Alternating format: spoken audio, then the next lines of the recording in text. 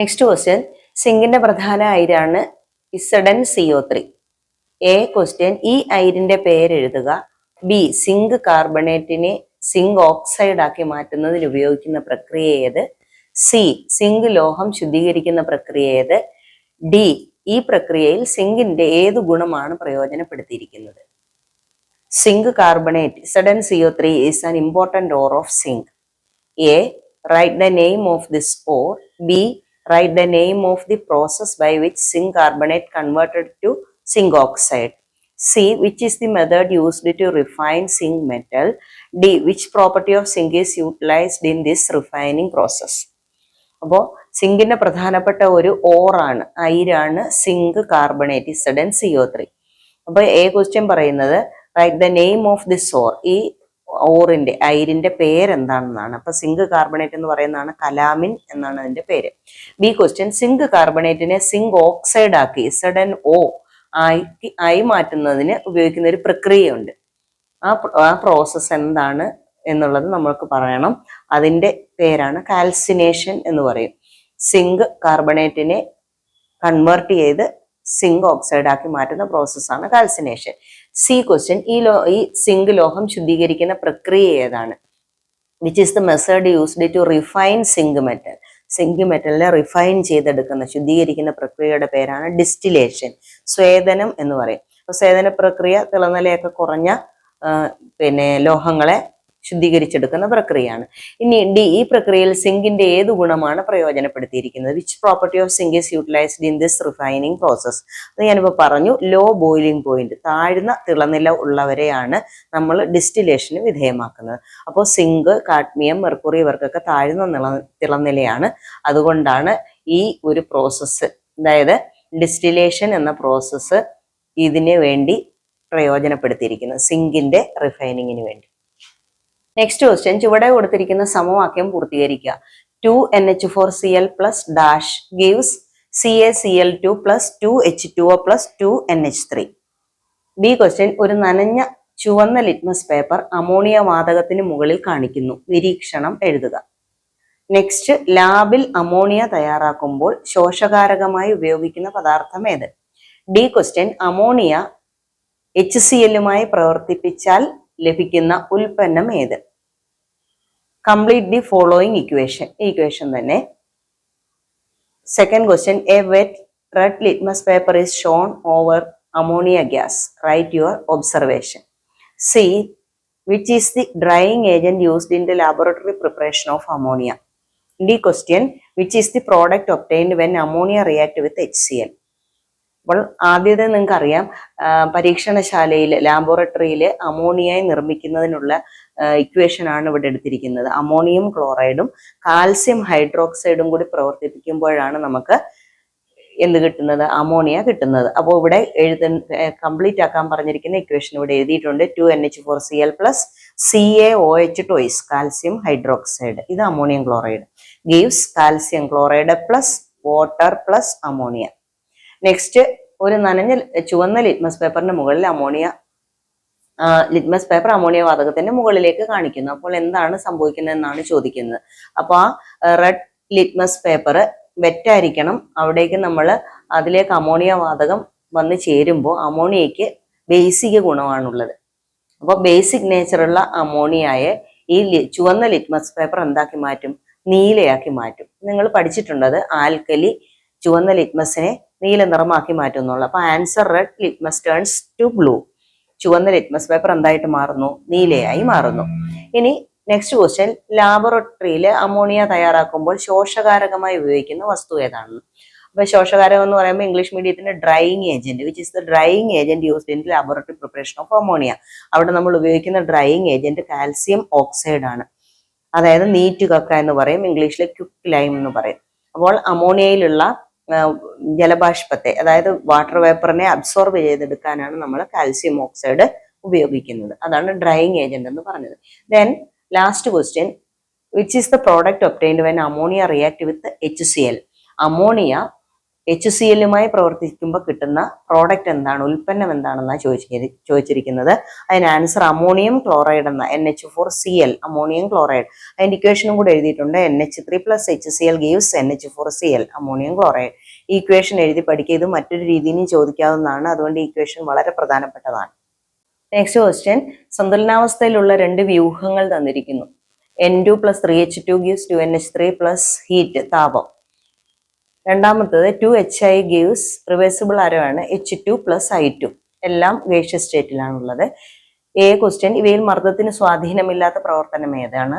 B question, ഈ രാസപ്രവർത്തനത്തിൽ മർദ്ദത്തിന് സ്വാധീനമില്ലാത്തത് എന്തുകൊണ്ട്?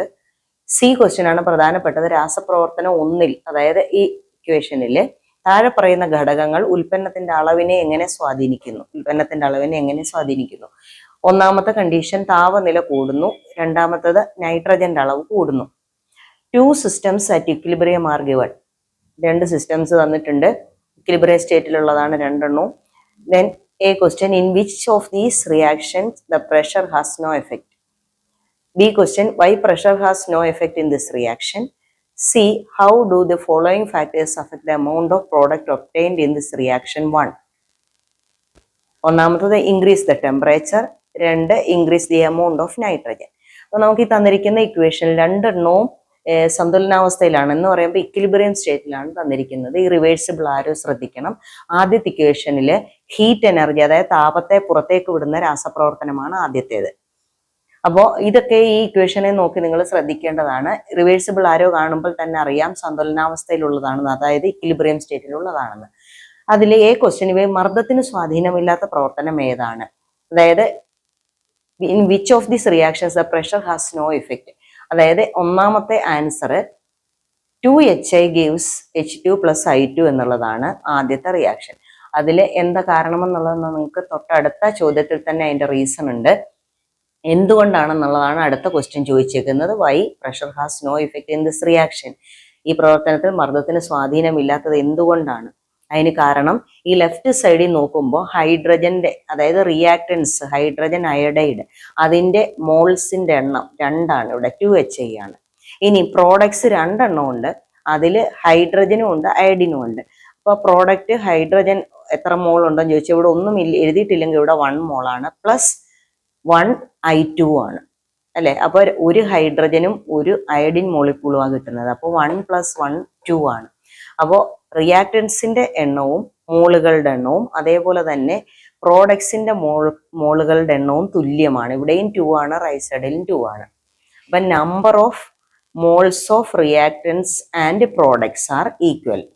റിയാക്ടൻസിന്റെ, അതായത് അഭികാരകങ്ങളുടെയും ഉൽപ്പന്നത്തിന്റെയും മോളുകളുടെ എണ്ണം തുല്യമായതുകൊണ്ടാണ് ഇവിടെ പ്രഷറിന് യാതൊരു സ്വാധീനവും ഇല്ലാത്തത്. ഇവിടെ ഈ കേസിൽ അങ്ങനല്ല. ഇവിടെ ഒന്നും ഇല്ലെങ്കിൽ ഒരു നൈട്രജൻ തന്മാത്ര എന്ന മോളിക്യൂൾ എന്ന അതിന്റെ അർത്ഥം. 1 + 3H2, 3 മോളിക്യൂൾ ഉണ്ട് ഹൈഡ്രജൻ. അപ്പൊ 3+ ഇവിടുത്തെ ഒരു 1ഉം കൂടെ കൂടുമ്പോൾ എത്രയായി? 4 മോൾസ് ഉണ്ട് ഇവിടെ റിയാക്ടൻസിന് തന്നെ, അതായത് അഭികാരകങ്ങൾക്ക് തന്നെ 3 + 1 4 മോൾസ് ഉണ്ട്. എന്നാൽ റൈറ്റ് സൈഡിൽ നോക്കിയാൽ ഹീറ്റ് ആണ് ഇവിടെ, അത് നമ്മൾ നോക്കേണ്ട കാര്യമില്ല. ഇവിടെ 2NH3, അപ്പൊ 2 മോളേ ഉള്ളൂ, 2 മോൾ മാത്രമേ ഉള്ളൂ. അപ്പോൾ 4 മോൾ ലെഫ്റ്റ് സൈഡിലും റൈറ്റ് സൈഡിൽ 2 മോളുമാണ്. അപ്പൊ ഈ റിയാക്ഷനിൽ എന്തുണ്ട്? പ്രഷറിന് സ്വാധീനമുണ്ട്, മർദ്ദത്തിന് സ്വാധീനമുണ്ട്. അതാണ് അതിന്റെ റീസൺ. അപ്പോൾ ഇനിയും C ക്വസ്റ്റ്യൻ, രാസപ്രവർത്തനം 1, അതായത് ഫസ്റ്റ് ഇക്വേഷനിലാണ് താഴെ പറയുന്ന ഘടകങ്ങൾ ഉൽപ്പന്നത്തിന്റെ അളവിനെ, പ്രോഡക്റ്റിന്റെ അളവിനെ എങ്ങനെയാണ് ഇൻഫ്ലുവൻസ് ചെയ്യുന്നത് എന്നാണ്. അതിന് 2 കണ്ടീഷൻ കൊടുത്തിട്ടുണ്ട്. ടെമ്പറേച്ചർ കൂടുന്നു, അതായത് താപനില കൂടുന്നു, നൈട്രജന്റെ അളവും കൂടുന്നു എന്ന് പറയുമ്പോൾ increase the amount of nitrogen. അപ്പൊ എങ്ങനെയാണ് നമ്മൾ ആ ഫാക്ടേഴ്സ് പ്രോഡക്റ്റിന്റെ അളവിനെ എങ്ങനെ അഫക്റ്റ് ചെയ്യുന്നു എന്ന് നോക്കാം ഒന്നാമത്തെ ഇക്വേഷനിൽ. അപ്പൊ ആദ്യം അവർ പറയുന്നത് താപനില കൂടുന്നു എന്നാണ്. എന്ന് പറയുമ്പോൾ ഇൻക്രീസ് ദ ടെമ്പറേച്ചർ. അപ്പൊ ഇവിടെ നിങ്ങൾ നോക്കുമ്പോൾ ടെമ്പറേച്ചറിനെ ഇവിടെ താപത്തെ പുറത്തേക്ക് വിടുന്നതാണ് ഫോർവേഡ് റിയാക്ഷൻ, അതായത് പുരോപ്രവർത്തനം എന്ന് പറയുന്ന താപം വേണ്ട. അപ്പൊ ഈ കേസിലാണെങ്കിൽ എന്താണ് അവർ ചെയ്യുന്നത്?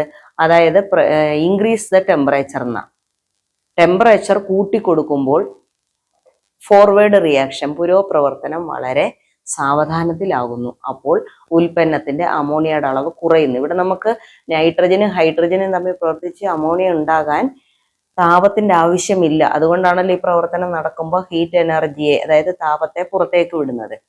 അപ്പൊ ഇവിടുത്തെ കണ്ടീഷൻ താപനില കൂട്ടിക്കൊടുക്കുന്നു എന്നാണ്, അതായത് ഇൻക്രീസ് ദ ടെമ്പറേച്ചർ എന്നാണ്. അപ്പൊ ഇവിടെ ടെമ്പറേച്ചറിന്റെ ആവശ്യമില്ല.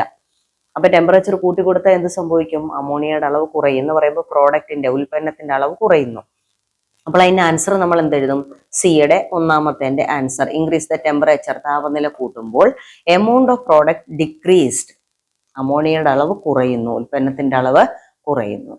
അപ്പോൾ ഉൽപ്പന്നമായിട്ട് എഴുതാനാണ് അവർ പറയുന്നത്, പ്രോഡക്റ്റിന്റെ കാര്യം വെച്ചിട്ട് എഴുതാനാണ് പറയുന്നത്. ഇനി അതേപോലെ തന്നെ രണ്ടാമത്തെ കണ്ടീഷൻ, നൈട്രജന്റെ അളവ് കൂടുന്നു എന്ന് പറയുമ്പോൾ increase the amount of nitrogen.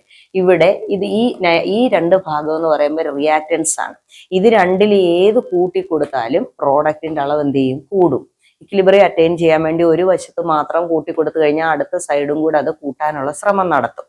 അപ്പോൾ ഫോർവേഡ് റിയാക്ഷൻ ഇൻക്രീസ് ചെയ്യും. അതിന്റെ ഫലമായിട്ട് എന്ത് ചെയ്യുന്നു? കൂടുതൽ പ്രോഡക്റ്റ് നമുക്ക് കിട്ടും. ഹൈ ഈൽഡ് ഓഫ് അമോണിയ നമുക്ക് കിട്ടുന്നുണ്ട്. അപ്പോൾ ഇവിടെ ആൻസർ എന്തെഴുതും? എമൗണ്ട് ഓഫ് പ്രോഡക്റ്റ് ഇൻക്രീസ്ഡ്, ഉൽപ്പന്നത്തിന്റെ അളവ് കൂടുന്നു എന്നെഴുതണം. എന്ത് ചെയ്യുമ്പോൾ? എമൗണ്ട് ഓഫ് നൈട്രജൻ, അതായത് നൈട്രജന്റെ അളവ് കൂട്ടിക്കൊടുത്താലും ഹൈഡ്രജന്റെ അളവ് കൂട്ടിക്കൊടുത്താലും ഉൽപ്പന്നത്തിന്റെ അളവ്, അതായത് പ്രോഡക്റ്റിന്റെ അളവ് കൂടും. അപ്പൊ റിയാക്ടൻസിൽ ഏതെങ്കിലും ഒന്നിന്റെ അളവ് കൂട്ടിക്കൊടുത്താൽ പ്രോഡക്ട്സിന്റെ, അതായത് ഉൽപ്പന്നത്തിന്റെ അളവ് കൂടും. റിയാക്ടൻസ് എന്ന് പറഞ്ഞാൽ അഭികാരകങ്ങളാണ്.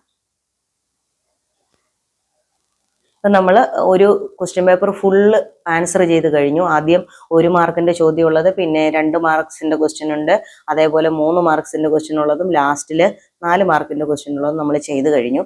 ഇതിലൊക്കെ ചോയ്സും ഉണ്ട്. ഇതില് ഒരെണ്ണം എക്സ്ട്രാ കൊടുത്തിട്ടുണ്ട്. അപ്പോൾ നിങ്ങൾ ഇത്രയും കാര്യങ്ങൾ കെമിസ്ട്രിയിൽ ആൻസർ ചെയ്ത് പഠിച്ചാൽ തന്നെ നമുക്ക് ഒരു 50% നമുക്ക് ഈ ഒരു ഭാഗത്തു നിന്ന്, ഈ ഒരു ക്വസ്റ്റ്യൻ പേപ്പർ ആൻസർ ചെയ്താൽ നിങ്ങൾക്ക് 50% മാർക്ക് സ്കോർ ചെയ്യാൻ പറ്റും. കാരണം ഈ ഒരു ഇക്വേഷൻ അല്ല എങ്കിൽ പോലും മറ്റൊരു ഇക്വേഷൻ ഈ രീതിയിൽ തന്നെ ക്വസ്റ്റ്യൻസ് ചോദിക്കാൻ സാധ്യതയുണ്ട്. അതുകൊണ്ട് ക്വസ്റ്റ്യൻ പേപ്പർ തന്നെ ആൻസർ ചെയ്ത് പഠിക്കുന്നതായിരിക്കും നല്ലത്. ഈ വീഡിയോ നിങ്ങൾക്ക് ഇഷ്ടമായാൽ ലൈക്ക് ചെയ്യുക, സബ്സ്ക്രൈബ് ചെയ്യുക, ഷെയർ ചെയ്യുക.